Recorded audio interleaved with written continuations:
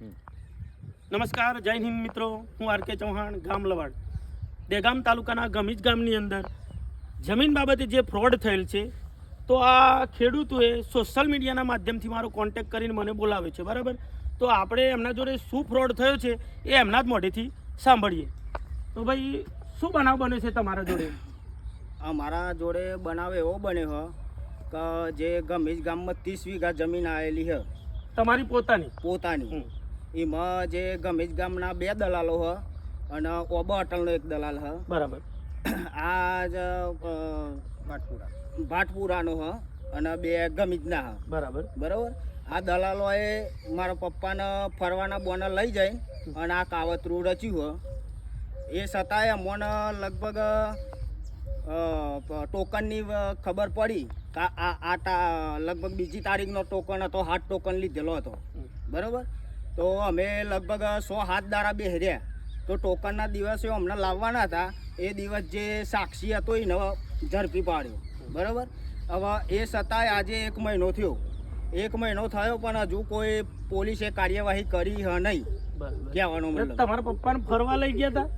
ફરવાના બોના લઈ ગયા હતા અને કે મારી કે દોઢિયા કઈ 7 વીઘા જમીન રાખેલી છે ને, તેમાં સાક્ષીમાં સહી કરજો. એ રીતે અમને કોરા કાગળમાં સહી કરાવી છે. બરાબર. હા. તો પછી તમે એમને પકડ્યા પછી પોલીસ સ્ટેશન રજૂઆત કરી? પોલીસ સ્ટેશનમાં એને લઈ ગયા. ફરિયાદ લખી તમારી? ફરિયાદ લખી, પણ શું ફરિયાદ લખી અમને કશું આલ્યું નહીં, કાગળ બાગળ કશું નહીં. બરાબર. અને એ દલાલોનું નામ શું છે? દલાલોના નામ ચૌહાણ ગુલાબસિંહ ભુદરસિંહ અને ઠાકોર દિલીપસિંહ ચુનીલાલ ગમીજ અને ગુલાબસિંહ ભુદરસિંહ સોનલ વાટિકા ગમીજ, અને ભાટપુરાનો હરપાલ જસુજી ઉર્ફે રાહુલ, એ ભાટપુરાનો, ઓબો અટલ ભાટપુરા. તો આ બાબતે હવે તમારા આગળ શું કહેવું છે તમારું? એમ કે પોલીસે 1 મહિનાથી કોઈ તમારું એમ કે ફરિયાદના આધીન કોઈ કાર્યવાહી જ નહીં કરી? એમ કાર્યવાહી કઈ કરી જ નહીં. અમે વકીલે રોક્યા હતા, બરાબર. વકીલના પોલીસે અમારા જોડે સમાધાન કરાવ્યું. ચમનું સમાધાન કર્યું અમારે કોઈ ખબર નહીં, બરાબર.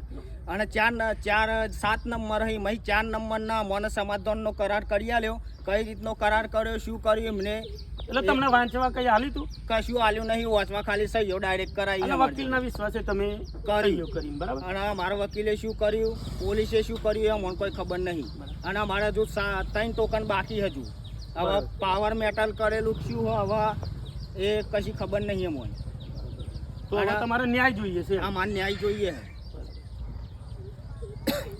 તો મિત્રો, જોયું તમે કે આ ગમીજ ગામની અંદર જે આ ખેડૂતો જોડે એમની જગ્યા માટે જે ફ્રોડ બન્યો, આ 30 વીઘા જગ્યા પચાવી પાડવા જે આ ગામના અને બીજા બહારના દલાલોએ થઈને જે આ ષડયંત્ર રચ્યું, તો એમને જે પોલીસ સ્ટેશને, દેગામ પોલીસ સ્ટેશને રજૂઆત કરવા છતાંય આજે 1 મહિના ઉપર લગભગ 5-10 દિવસ થયા, તો છતાંય પોલીસે કોઈ કાર્યવાહી કરી નથી કે એમને ન્યાય નથી મળ્યો. અને જો ગુનેગારો આ રીતે ખુલ્લા ફરતા હોય તો પછી આ બધા આ ગરીબોનું શું?